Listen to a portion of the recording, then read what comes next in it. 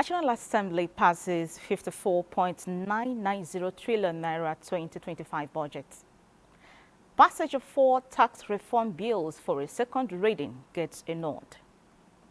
International Energy Agency says global electricity demand to grow by 4% through 2027. Plus, oil to snap 3-week losing streak amid U.S. tariff delays. And on the conversation, economics of artificial intelligence in Nigeria in focus. The program is Business Express, reaching you from Abuja, Nigeria's capital. I am Nneka Oko, your guide. Now, as Nigeria continues to navigate the complexities of the fourth industrial revolution, one thing is clear. Artificial intelligence is no longer a luxury, but a necessity. With its potential to transform industries, drive economic growth, and improve standards of living, AI is an opportunity Nigeria cannot afford to miss.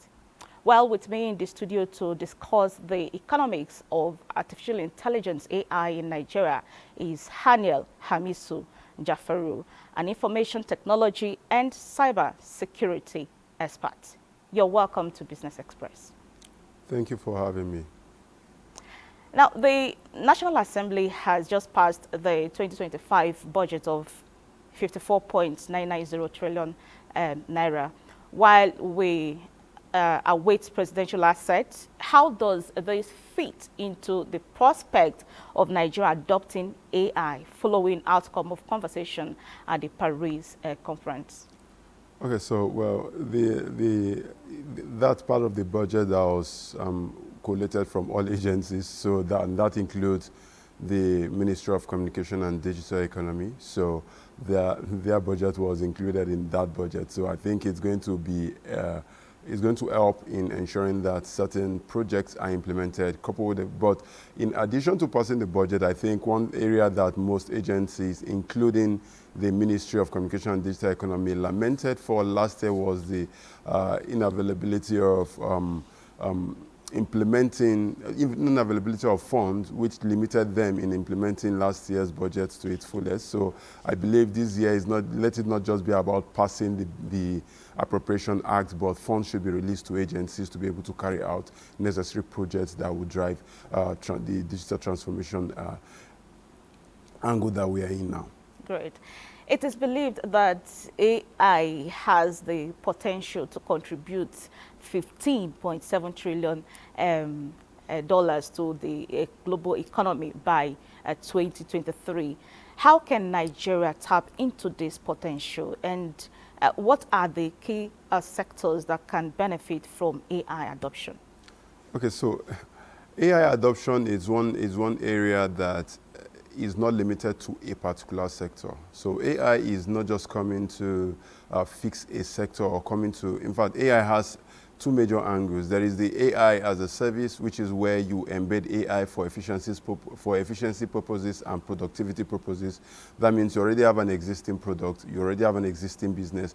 You just need efficiency, dropping your cost and improving the productivity so that you are able to sell more and get higher returns. So you can automate, you can embed AI for this purpose. Then there is also the angle of AI as a product, where you can develop an AI-based solutions and sell it to the global world.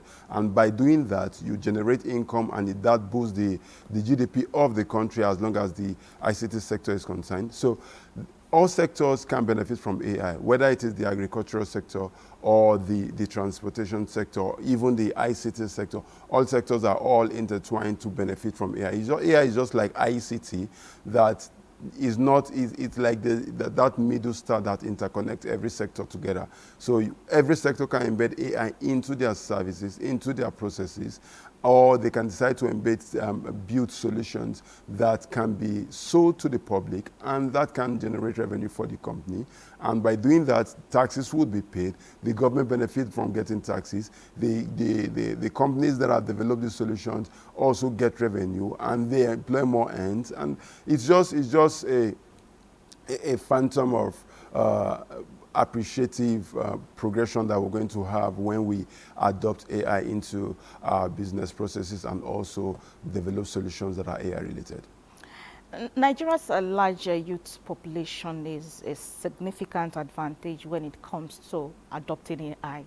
How can we harness the energy and creativity of our young people to drive AI innovation?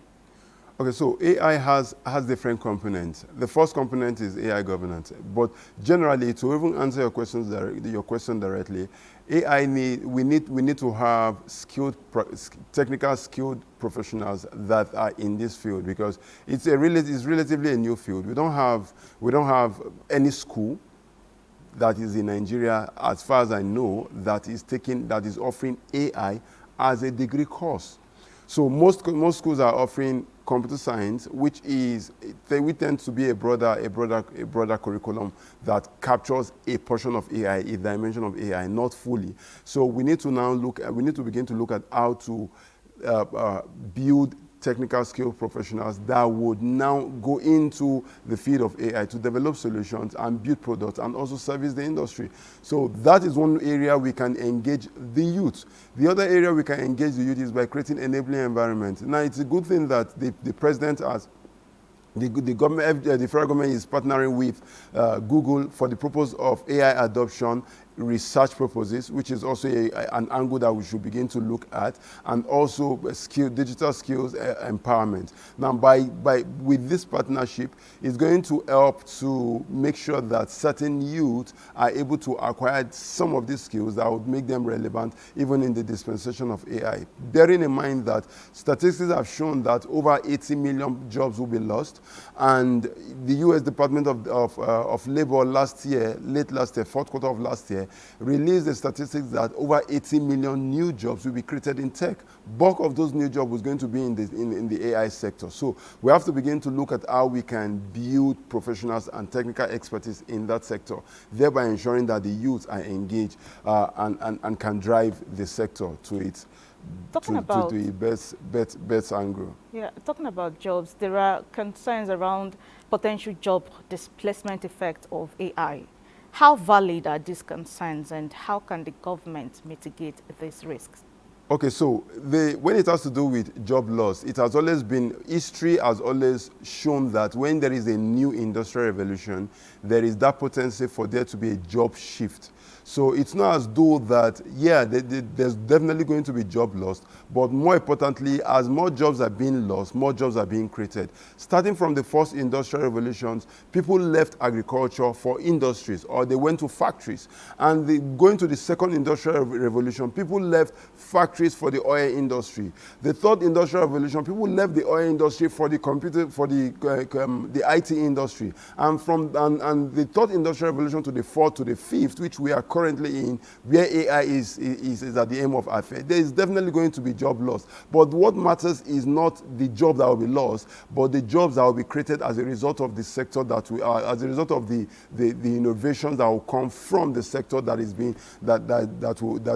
coming up, which is the AI sector. So we should begin to look at how to capitalize on this sector, empower our youth to be able to harness the skills that are in this sector, so that they can also benefit and ensure that they are relevant while this sector is growing. Okay, so are there risks associated with AI adoption in Nigeria, and how can the government mitigate these risks? Are there potential risks and unintended consequences? All right, so there are risks. Definitely, everything has a risk. But yeah, when it has to do with AI, there are risks that are associated with it. One of the risks is ethical concerns, and one of those ethical concerns is the job loss that most persons have made mention, which is an economy challenge. But beyond the job loss, there is also the challenge of privacy, where data is needed to train AI, and in the course of training the AI, we're not really sure how that data is stored, how it is saved, how it is processed. So there is the issue of privacy. But beyond the issue of privacy, there's also the issue of climate change. Now, how climate change comes to play as an ethical concern is that in the course of developing training AIs, AI models, there is need for you to have high computational power. And because you need high computational power, because this part of the world we don't use more of renewable energies, we use more of direct energy. So that would mean that we would need, there's going to be a lot of fossil fuel burning into the atmosphere, and that's going to help to bring forth the challenge of climate change. So these are one of the concerns. Then there's concern of responsibility concern, which talks about who bear the cost. If an AI system takes a decision that is wrong, who's supposed to be held responsible? Is it the person that developed the AI, or is it the owner of the AI, or is it the person that is using the AI? So this concern needs to be addressed. There's also the concern of security. AI is also an hackable system, so we need to also ensure that these AI systems are well protected and secure. There's also the safety concern, where how can human and computer interact with each other and ensure that we are safe while interacting with these systems. So these are all, there are a whole lot of other concerns, like the trust concerns, why many people are still finding it reluctant to trust AI. These are concerns that are genuine, and these are concerns that should be addressed in an AI governance framework that the country should look at developing, which is how we can address some of these concerns. The country needs to have an AI governance framework. The framework needs to be comprehensive enough to address majority of these concerns. And once these concerns are addressed, I think we'll be among the first countries in the world that would be able to put up the framework that others would follow, even though we know that there is the EU AI Act that is already on ground. There is the US blueprint right of bill that is also already on ground. So, but beyond that, African, we don't have so much. In fact, there are over 600 policies on AI, and 10% of those policies only come from Africa, which is poor compared to where we want to go to, or where we are going to. Great. Now, on a lighter note, it's Valentine's Day. Let's talk about the financial entitlement and the usual expectations of spending on gifts. What's your opinion? Well, it's gift. When you love someone, it's good to appreciate the person. I just feel it's a period where you appreciate those you love, those that have been of immense benefit and value to you. So it's good to appreciate those you love, and as long as the concern of value has been addressed, they've been valuable to you, express love to them and show them love. Mr. Hanniel Hamisu, a very big thank you to you for being able to join us on the program this afternoon. It's always a pleasure to be here.